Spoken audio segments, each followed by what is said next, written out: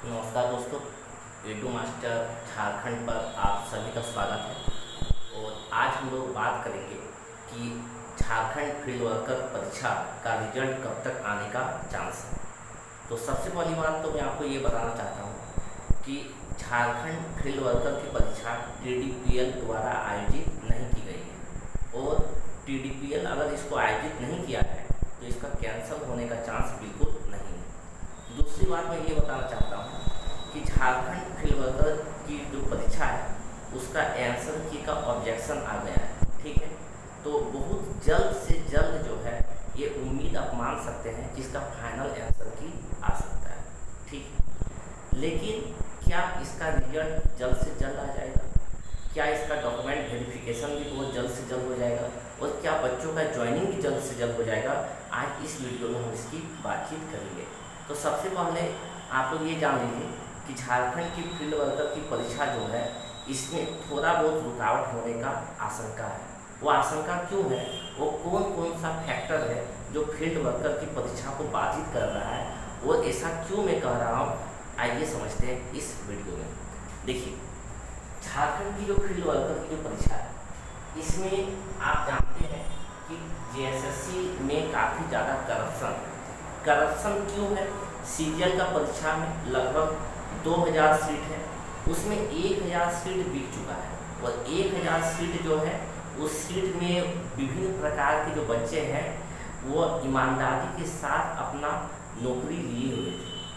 तो ये जो 1000 सीट जो बिका हुआ है उसमें क्या था, उसमें करप्शन था। और वही करप्शन के कारण JSSC में अभी बहुत ज़्यादा CID छानबीन कर रहा है। तो उम्मीद ये जताई जा सकती है कि अभी आपका रिजल्ट नहीं देगा, क्योंकि CID अभी छापेमारी कर रही है। दूसरी बात क्या है कि JSSC में जितने भी CGL के जो बच्चे थे जो कुछ दिन पहले नौकरी कर रहे थे वो तुरंत रोड में आ जाते हैं। ठीक है, ये रोड में आ गए हैं तो अब उन लोग अपना एक बड़ा आंदोलन बनाने का निर्णय लिए। रांची में डेली अभी आंदोलन बहुत खतरनाक रूप से चल रहा है। JSSC CGL के क्वालिफाइड बच्चे और उन लोग का हालत इतना अभी खराब हो गया है उन लोग को नौकरी से हटाने से, तो उन लोग अभी हाई कोर्ट भी जाना चाहते हैं। अब हाई कोर्ट जाएंगे तो हाई कोर्ट में सबसे पहला प्रश्न तो ये भी पूछा जाएगा कि आप इसको नौकरी से क्यों हटाएं। तो हेमंत सरकार को जवाब देना पड़ेगा कि मैंने इसको नौकरी से क्यों हटाया। और एक बात जान लीजिएगा, CGL पर जितना सारे बच्चे ने नौकरी किया है, सारे बच्चे बड़ा बड़ा पोस्ट का नौकरी को छोड़ के इस नौकरी में आए हैं। कोई स्टेशन मास्टर है, कोई ग्रुप डी का नौकरी कर रहा था, कोई बड़ा बड़ा पोस्ट में भी था लेकिन दूसरा स्टेट में वर्क कर रहा था। वैसे वैसे बच्चे जो है यहाँ अपना नौकरी लेने के लिए कि हम होम अपना स्टेट में काम करेंगे, तो होम स्टेट में काम करने के लिए सारे बच्चे ने CGL का फॉर्म भरा और मेहनत करके नौकरी भी पाया। लेकिन दिक्कत क्या है, दिक्कत सबसे बड़ी यह है कि CGL के एग्ज़ाम को कैंसिल कर दिया गया है। तो ये बच्चे तो मानेंगे नहीं, और जब वहाँ पे हाई कोर्ट के सामने जब ये बात को बोला जाएगा कि मैंने नौकरी को छोड़ के ये नौकरी ज्वाइन किया था, तो अब मेरा ज़िंदगी का जो जिम्मेदारी है कौन लेगा, मेरी ज़िंदगी का जो जिम्मेदारी है वो कौन लेगा? झारखंड सरकार लेगा। तो वहीं पे झारखंड सरकार पस्त हो जाएगी और अंततोगत्वा इसका कुछ ना कुछ उपाय निकलने वाला है। लेकिन ये प्रोसेस में भी समय लगेगा, 6 मंथ का भी समय लग सकता है। तो ये भी मान के चलिए कि ये जो खतरनाक रूप से जो आंदोलन चल रहा है, ये आंदोलन झारखंड फील्ड वर्कर की परीक्षा के रिजल्ट में बाधा पहुंचाएगा।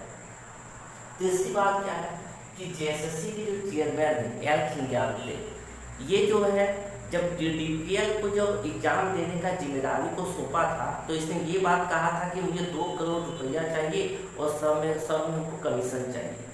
यानी बहुत बड़ा करप्टेड व्यक्ति था। और ये जब चेयरमैन अगर जेल चला गया है तो अभी बहुत कोई और जेल जाना बाकी है। साथ ही साथ अभी JSSC का जो मेन कार्यभार है वो संभालने के लिए जो मेन जो लोग होते हैं वो खुद डरे हुए हैं।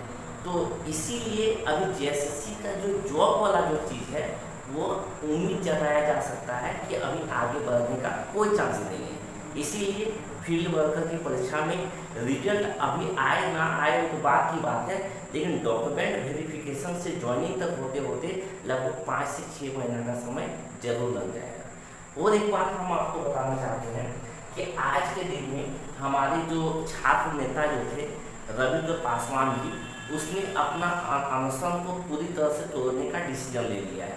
उनका कहना है कि देखिए, आप लोगों ने 22 परीक्षाओं को रद्द कर दिया, हमें खुशी है, और मुझे इससे ज़्यादा और भी खुशी है कि हेमंत सोरेन ने इतना कठोर निर्णय को लिया है। लेकिन एक बात बताना हम चाहते हैं कि अगर 2 महीना के अंदर जो भी करप्टेड शिक्षण प्रणाली है, करप्टेड झारखंड की शिक्षा एजुकेशन की जो प्रणाली है, अगर उसमें सुधार नहीं होता है या जो व्यक्ति ने गलत किया है उस पर कार्रवाई अगर नहीं होती है, तो हम लोग फिर से अनशन में बैठ जाएंगे। तो ये रविंद्र पासवान ने हमारे माननीय श्री हेमंत सोरेन को सीधा सीधी एक तरह से धमकी दे दिया, ये मान के आप चल सकते हैं। तो अब हेमंत सोरेन क्या है, उनको एक प्रकार का डर है अपनी सत्ता का कि कहीं मेरे सत्ता में आँच ना आए, और सत्ता में आँच अगर आ जाती है तो दिक्कत है। तो हेमंत सोरेन अपने सत्ता को बचाने के लिए इस प्रकार का निर्णय ले रही है। ये निर्णय दबाव में लिया जाने वाला निर्णय है, जो बच्चों के हित में है या हित में नहीं है, ये आप कमेंट सेक्शन में बोलिएगा। लेकिन हेमंत सोरेन सारा जो समस्याएं हैं उसको दबाव में ले रही है निर्णय। तो ये सब फैक्टर है, ये सारा फैक्टर जो है ये झारखंड फील्ड वर्कर का रिजल्ट, डॉक्यूमेंट वेरिफिकेशन और ज्वाइनिंग सबको पूरी तरह से प्रभावित करने वाला है। आप इस विषय में क्या सोचते हैं, कमेंट सेक्शन में बोलिएगा।